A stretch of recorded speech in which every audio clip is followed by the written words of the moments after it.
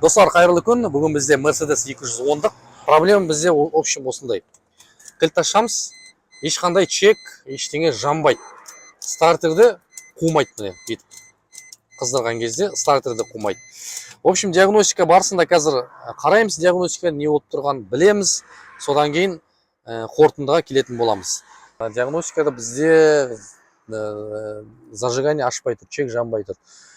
Чек жанбағаннан кейін біздер токпен қарағаннан кейін бір жақындатып қарасақ болады. Замокты ашамыз. Ешқандай чек, жаңағы ABS, индикаторлар көрсетпейді. Ендігі мәселе, мына замокты бүйтіп ұрамыз кішкене. Менің қолымнан міне. Енді ABS, брейк барлығы жанды. Бірақ стартермен қойын десек сөніп қалады. Көрдіңіз ба? Кілт ашамыз, дым жоқ. Замокты бір-екі ұрам, ABS-тен жанды. Бұл проблеманың барлығы мына замоктан болады. Барлығы.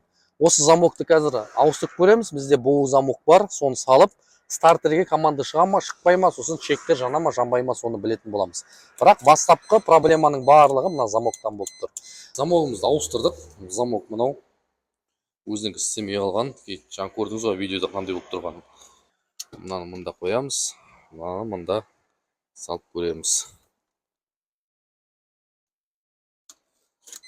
Замок ашылды. Енді кілт ашам. Замок ашты. Енді қыздырып көреміз. Машина қызды.